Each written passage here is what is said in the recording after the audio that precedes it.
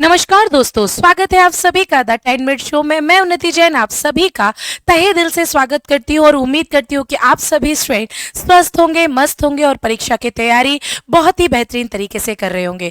दोस्तों, आज का 10 मिनट शो होने वाला है बेहतरीन, होने वाला है मजेदार, क्योंकि आज हम लेके आए हैं 10 मिनट शो में मध्य प्रदेश के प्रमुख लोक नृत्य। बहुत ही दिक्कत होती है ऐसे सभी अभ्यर्थियों के लिए कि हम ऐसा क्या करें कि मध्य प्रदेश की लोक संस्कृति जो इतनी विहंगम है उसको कम समय में याद कर सके। तो चिंता बिल्कुल भी मत करना, ये इसके अंतर्गत मैं आपको लगातार मध्य प्रदेश की लोक संस्कृति के नृत्य, नाटक, कलाओं के बारे में 10-10 मिनटों में बताते जाऊंगी। उसका आज पहला सीरीज है जिसमें मैं आज आपको बताने वाली हूं मध्य प्रदेश के लोक नृत्य। याद कर लो, यहाँ का सेशन 2 नंबर पक्का पक्का दिलाने वाला है, तो बहुत बेहतरीन तरीके से इस सेशन को याद कर लेना और ज्यादा से ज्यादा एमपी एस्पिरेंट्स और सारे के सारे अभ्यर्थियों के बीच में इस सेशन को शेयर कर देना ताकि ज्यादा से ज्यादा लोगों के बीच में ये सेशन पहुंच सके। आप सभी का स्वागत करती हूँ द 10 मिनट शो में। वीडियो को लाइक कर देना और साथ ही साथ कमेंट सेक्शन में बताना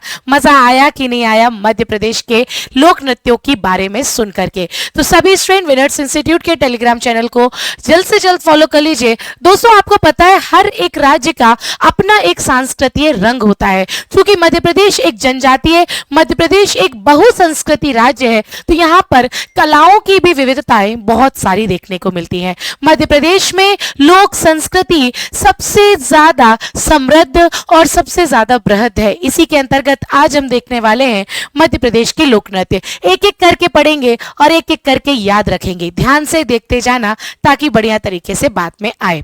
मैं पहले कौन सी जनजाति और किस क्षेत्र में ये किए जाते हैं नृत्य, उनके बारे में बताऊंगी। दोस्तों, बधाई नृत्य किसी भी खुशी का अवसर हो, चाहे बच्चे का जन्म हो, विवाह हो, आदि कोई भी अवसर हो, सभी खुशी के अवसरों पर आयोजित किया जाता है बधाई नृत्य, है ना। नैना बांध लागे कईयो, है ना, ये वाली लाइनें बुंदेलखंड के लोगों ने बहुत आम रूप से सुनी होगी।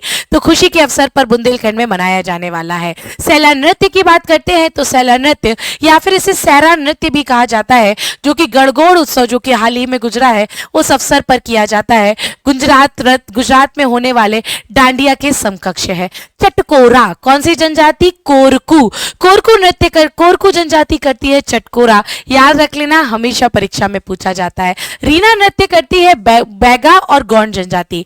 बैगा और गौंड को पसंद है रीना नृत्य करना। महिलाओं के द्वारा दीपावली के अवसर पर या फिर दीपावली के बाद में किया जाने वाला यह नृत्य है। ओ बलमा का बैगा याद रख लेना। बिलमा नृत्य किया जाता है बैगा जनजाति के द्वारा प्रेम प्रसंग पर, क्योंकि बालम की याद तो प्रेम में ही आती है, नहीं तो काहे का मतलब। तो बिलमा नृत्य बैगा जनजाति किस आधार पर है? तो प्रेम प्रसंग के आधार पर है। याद कर लेना, जितने भी स्टूडेंट देख रहे हैं देख लीजिए। भील जनजाति के द्वारा प्रतिवर्ष फाग माह में भगौरिया प्रणय उत्सव पर नृत्य आयोजित किया जाता है, उसे कहा जाता है भगौरिया नृत्य। ये भी आपको याद रख लेना चाहिए। एक ऐसा नृत्य जिसमें मटकी लेकर के नृत्य नहीं किया जाता, लेकिन नृत्य का नाम होता है मटकी नृत्य। वह है मालवा का प्रसिद्ध एकल नृत्य, जो कि मटकी के मटक करके किया जाता है, उसे कहा जाता है मटकी नृत्य।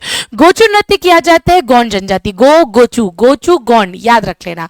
बार नृत्य किया जाता है कंवर जनजाति के द्वारा। यह एक विस्थापन वाली जनजाति है, लगातार एक स्थान से दूसरे स्थान पर रहती है। लहंगी नृत्य किया जाता है बंजारों और सहरिया जनजाति के द्वारा। आपने आमतौर पर बड़े से लहंगे, बड़े से घाघरा को पहनते हुए ये नृत्य आयोजित होते हुए देखा होगा। परधौनी नृत्य हमेशा परीक्षा में पूछा जाता है। विवाह के अवसर पर बैगा आदिवासियों द्वारा जब बारात की आगवानी की जाती है, सामने से वर जी आ रहे हैं, उनकी आगवानी के लिए बैगा जनजाति करती है परधौनी नृत्य। कानड़ा नृत्य किया जाता है बुंदेलखंड में धोबी समुदाय के द्वारा। ये भी याद रख लेना। चाहो तो इस 10 मिनट शो को एक बार और देख लेना, दिमाग में चीजों को फिट कर लेना, क्योंकि हर एक परीक्षा में यहाँ से प्रश्न पूछे जाने की संभावना रहती है। चलो दोस्तों, अब एक काम करते हैं कि मध्य प्रदेश के लोक संस्कृति के विभिन्न अंचलों के आधार पर इन नृत्यों को याद कर लेते हैं। जैसे कि मध्य प्रदेश का एक बहुसंस्कृति अंचल है निमाड़ अंचल, जो कि खंडवा, खरगोन, बड़वानी, बुरहानपुर वाले क्षेत्र में है। तो निमाड़ भूमि, चाहे पश्चिमी निमाड़ की बात की जाए या पूर्वी निमाड़ की, वहां पर गणगौर उत्सव मनाया बहुत अच्छे से जाता है। उसी पर गणगौर लोक नृत्य होता है, काठी नृत्य होता है, फेफरिया, जो कि आप ऐसे करके फुगरी बांधते हो ना, उसे बोला जाता है फेफरिया। मांडलिया नृत्य होता है और साथ ही साथ आड़ा खड़ा नाच होता है और डंडा नृत्य भी होता है। ये है निमाड़ के लोक नृत्य। मालवा में चलेंगे तो मालवा मटकता है, आड़ा खड़ा, और मालवा के इंदौर में है राजवाड़ा, तो होता है नृत्य रजवाड़ी। याद रख लेना रजवाड़ी नृत्य को भी। बुंदेलखंड में राई नृत्य होता है, जो कि मध्य प्रदेश का लोक नृत्य भी है। ये भी आपको याद रखना राजकीय नृत्य के रूप में भी जाना जाता है।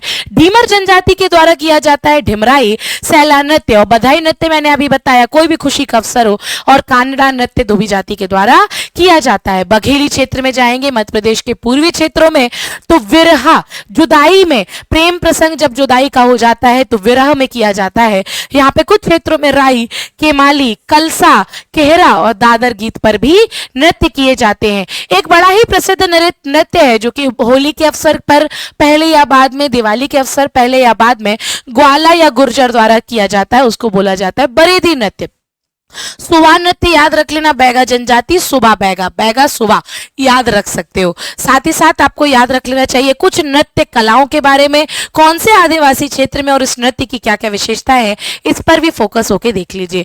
गुदमा वाजा नृत्य किया जाता है दुलिया जनजाति के द्वारा, जिसका लोक वाद्य जिसके द्वारा यह बजाकर नृत्य किया जाता है वो प्रसिद्ध है। गरबा या डांडिया ऑब्वियसली बात है गुजरात के लगे हुए क्षेत्रों में किया जाएगा, वो क्षेत्र है निमाड़ के बंजारे, जो कि दशहरा के अवसर पर वही किया जाता है। बिनाकी नृत्य भोपाल के कृषक के द्वारा किया जाता है, बंजारों के द्वारा डांडिया के समान होता है। दादर नृत्य आपको याद हो, बुंदेलखंड, चूंकि मैं बुंदेलखंड की हूँ तो दादरे गाए जाते हैं। जब किसी नववधु का आगमन होता है तो दादरे, दादरे कहाँ पर, बुंदेलखंड में है ना, उत्सव संबंधी नृत्य है, ये भी याद रखना। साथ ही साथ सुहा मैंने बताया बैगा का है, मैकाल पर्वत क्षेत्र में यानी बघेलखंड में। लावण्य के लिए प्रसिद्ध समूह में महिलाओं द्वारा किया जाने वाला। कर्मा नृत्य किया जाता है मंडला में, वर्षा ऋतु के प्रारंभ पर या समाप्ति पर कर्मा होगा। फिर याद रखना कर्मा नृत्य एक बड़ा नृत्य है, इसको गिनीज वर्ल्ड रिकॉर्ड में भी शामिल किया गया क्योंकि सबसे बड़ी जनजातीय समूह ने एक साथ मिलकर के इस नृत्य को किया था। याद रखना गोंडी नृत्य गौंड जनजाति कब करेगा, फसल बीज बोते समय। याद रखना गोचू मैंने अभी याद कराया है, गौंड जनजाति वर्षा पर अनुष्ठानिक है। रीना भी याद कर लिया आपने गौंड दीपावली के तुरंत बाद, और गैंडी भी याद रख सकते हो, गौंड तो नाम से ही याद हो जाएगा, कोई दिक्कत नहीं होने वाली है। रागनी ग्वालियर में रहती है और सभी जनजातियों के द्वारा करती है।